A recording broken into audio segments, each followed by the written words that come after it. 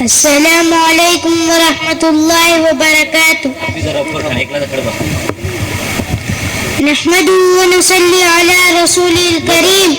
أما بعد فأعوذ بالله من الشيطان الرجيم.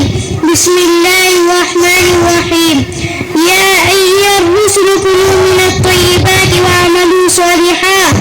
يا أيها الذين آمنوا كلوا من الطيبات ما رزقناكم واشكروا لله إن كنتم إياه تعبدون. صدق الله العظيم. قال رسول الله صلى الله عليه وسلم طلب كسب الحلال فریضة بعد الفریضة. صدر محترم، علماء کرام، ہمارے دین شہر، دوستوں اور بزرگوں، السلام علیکم ورحمۃ اللہ وبرکاتہ. آج ہمارے معاشرے کا یہ حال ہو گیا ہے کہ حلال و حرام کی تمیز ایک ساتھ ملا کر رکھ دی گئی ہے اور ہم لوگ نفس امارہ کے تابع ہو کر رہ گئے ہیں. نہ حلال کو حلال سمجھتے ہیں، نہ حرام کو حرام، بلکہ جو دل میں آتا اسی کو کر ڈالا. حالانکہ یہ کامیابی یا کامرانی کا دلیل نہیں ہے. حضرات گرامی، انسان زندگی گزارنے کے لیے بہت سے چیزوں کا محتاج ہے. سطر چھپانے کے لیے گھر کا ضرورت مند ہے تو تن ڈھانکنے کے لیے کپڑے کا محتاج. زندہ رہنے کے لیے روٹی بھی ضروری ہے. گویا روٹی، کپڑا، مکان انسان کی بنیادی ضرورت ہے. جو لوگ اللہ کو نہیں پہچانتے، اس پر ایمان نہیں رکھتے، وہ اپنے مقصد کو حاصل کرنے کے لیے حلال و حرام کا خیال نہیں رکھتے. اس لیے وہ سود بھی کھاتے ہیں اور شراب بھی پیتے ہیں، دوسروں کا مال ہڑپ بھی کرتے ہیں اور تجارت میں دھوکہ فریب سے کام لیتے ہیں. لیکن جو لوگ ایمان والے ہیں ان کے لیے ہرگز جائز نہیں کہ وہ اپنی ضروریات کو پورا کرنے میں آزادانہ رویہ اختیار کرنا اور حرام و ناجائز کاموں سے بچنا انتہائی ضروری ہے. خاص طور پر اپنی کمائی اور روزی میں اس بات کا خیال رکھنا بہت اہم ہے. ہر وقت یہ خیال رکھنا چاہیے کہ اس کے پیٹ میں حلال لقمہ جائے، حرام لقمہ نہ جا سکے.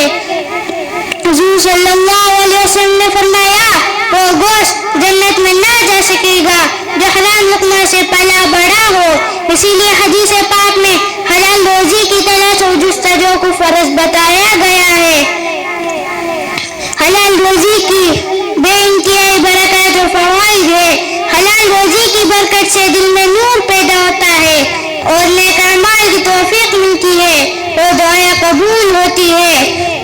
رسول اللہ صلی اللہ علیہ وسلم نے فرمایا بے شک اللہ تعالیٰ پاک ہے اور پاکی کو قبول فرماتے ہیں.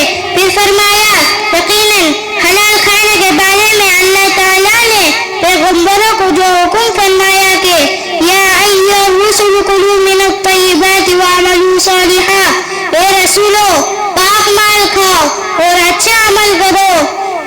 حضرت علماء نے لکھا کہ حلال غذا کی اثر اچھے عمل کی توفیق ہوتی ہے. یعنی جب غذا حلال ہوتی ہے تو نیک کام اعمال کی توفیق خود بخود ہونے لگ جاتی ہے. اور اگر غذا حرام ہو تو نیک کام کرنے کا ارادہ کرنے کے باوجود بھی اس میں مشکلات پیدا ہو جاتی ہے. وہی حکم مومنوں کو بھی دیا یا ایھا الذین آمنوا کلوا من طیبات ما رزقناکم واشکروا للہ ان کنتم ایہ تعبدون. یہ ایمان والو کھاؤ پاکیزہ چیزیں ہم نے تم کو دی اور شکر کرو اللہ کا اگر اسی کی بندگی کرتے ہو. میرے بزرگوں اور دوستوں اور نوجوان بھائیوں، جب ہم پاک و صاف اور حلال چیزیں کھا کر اللہ کا شکر ادا کریں گے تو یہ کھانا عین عبادت بن جائے گا. اس لیے کہ حلال کھانا کھا کر اللہ کی محبت پیدا محبت سے شکر نکلے گا، اور شکر ایک عظیم عبادت ہے۔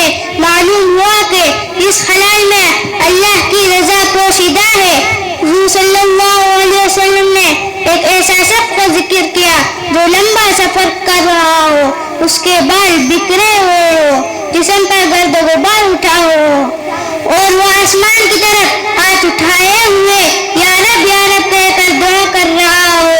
یہ شخص دعا تو کر رہا ہے اور حال یہ ہے کہ اس کا کھانا حرام ہے، اس کا پینا حرام ہے، اس کا پہننا حرام ہے، اس کو حرام غذا دی گئی ہے، تو ان حالات میں اس کی دعا کیسے قبول ہوگی؟ میرے بزرگوں، مطلب یہ ہے کہ مسافر اور پریشان آدمی کی دعا قبول ہوتی ہے، مگر حرام کھانے پینے کی وجہ سے اس کی دعا رد کر دی جاتی ہے۔ آج بہت سے لوگ دعا قبول نہ ہونے کی شکایت کرتے ہیں۔ ان کو چاہیے کہ پہلے اپنا حال دیکھیں کہ کہیں حرام آمدنی کا استعمال تو نہیں ہو رہا ہے۔ اگر کسی بھی طرح حرام آمدنی زندگی میں داخل ہوگی تو اس کی دعا کی قبولیت رکی رہے گی۔ آپ سب سے گزارش ہے کہ اللہ تعالیٰ آپ سب کو حلال کھانے اور حلال کمائی کمانے کی توفیق عطا فرمائے۔ آمین۔ وآخر دعوانا ان الحمد للہ رب العالمین۔ السلام علیکم ورحمۃ اللہ وبرکاتہ۔ ماشاء اللہ بھی تقریر